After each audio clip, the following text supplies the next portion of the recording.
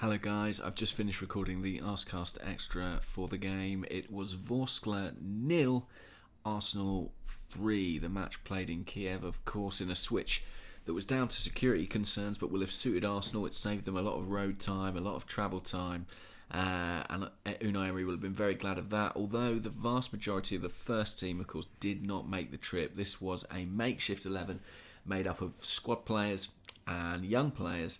A few debuts there tonight, and I think given the nature of the team and the nature of the performance, which was really positive, I think the smartest way to talk about this game is probably just to look at the individual performances one by one. So starting in goal, Petr Cech, he was captain on the night. Probably still feeling quite aggrieved to have lost his first team place. There was an interesting statistical analysis done by GK1, who are a goalkeeping magazine, that had Cech as the highest performing goalkeeper statistically in the Premier League this season. Bernd Leno, to be fair, wasn't far behind in third.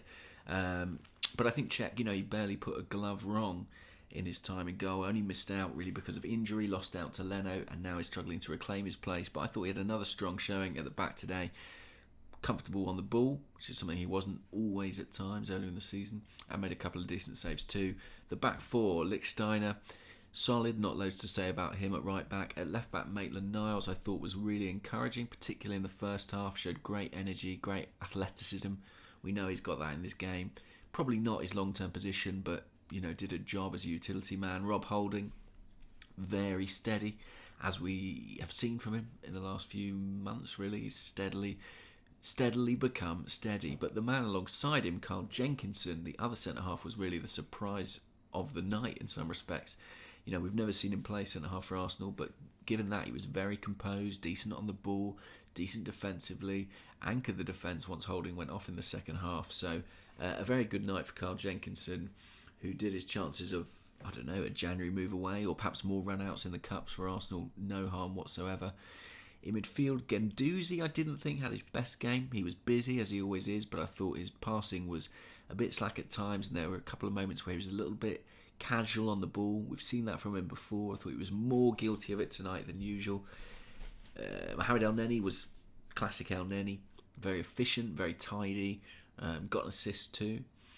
Then in front of them, Aaron Ramsey played as the number 10, and I thought was good tonight, Aaron Ramsey. I thought on a night with a lot of young players in the side, he took responsibility. I thought he was very proactive. I thought he looked dangerous. He scored the penalty and won the penalty, of course. And I think he did enough to suggest that really he should be, for my money, ahead of Henrik Mkhitaryan in contention for a place on Sunday against Tottenham. On the right-hand side, we had Joe Willock playing out of position.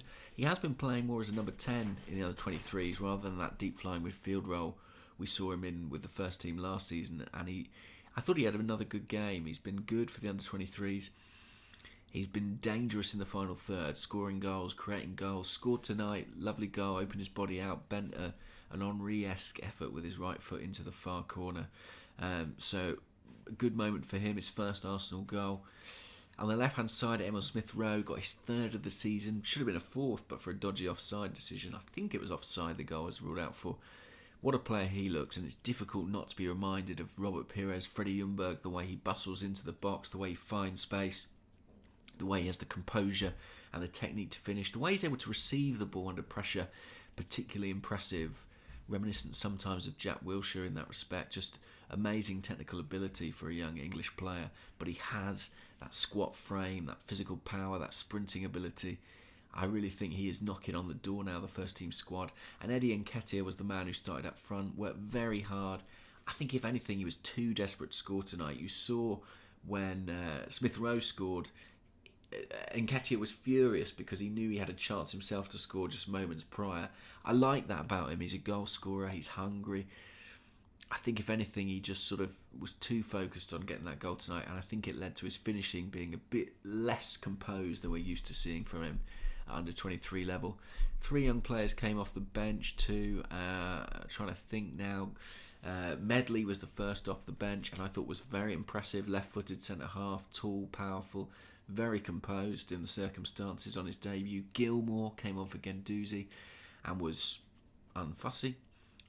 First Scottish player to play for Arsenal in a very long time. I can't think who the last would have been.